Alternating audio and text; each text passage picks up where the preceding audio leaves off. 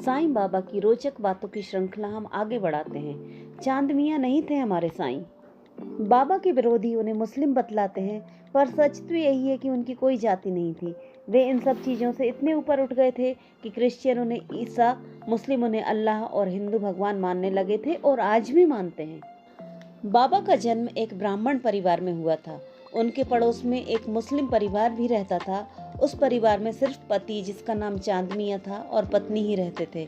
उनकी कोई भी संतान ना थी, तो वे बाबा को अपने बच्चे के समान ही मानते थे। इसलिए लोग उन्हें बदनाम करने की कोशिश करते हैं। बचपन में साईं बाबा का नाम हरि बाबू था। पिता की मौत के बाद साईं बाबा का जीवन पूरी तरह बदल गया। साईं बाबा के माता पिता अत्यंत गरीब थे और उनके 3 लड़के थे। साईं बाबा उनमें सबसे छोटे थे। बाबा का परिवार हैदराबाद के एक निजाम स्टेट में रहता था। वहाँ का शासक मुस्लिम था। उसके अत्याचारों से तंग आकर साईं बाबा के पिताजी ने घर छोड़ने का मन बनाया। जब वे नाव द्वारा नदी पार कर रहे थे, उसी समय नाव पलट गई। बाबा का परिवार तो बच गया, पर उनके पिता नहीं बच सके।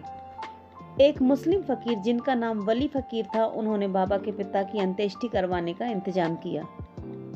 बाबा वली फकीर के साथ आ गए और साईं बाबा की मां अपने दोनों बच्चों के साथ हैदराबाद वापस चली गई, क्योंकि बाबा का जन्म तो हम सबके उद्धार के लिए ही हुआ था।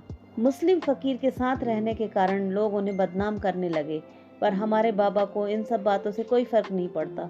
उनका उद्देश्य तो हम जैसे असहाय लोगों की सहायता करना ही है। जब बाबा शरीर में थे तब भी, और जब बाबा शरीर में नहीं है तब भी हमें अपनी शीतल छाया प्रदान कर रहे हैं। ऐसे ही और रोचक तथ्य बाबा के बारे में जानने के लिए देखते रहिए साईं एक एहसास। ओम साईं राम, जय साईं राम।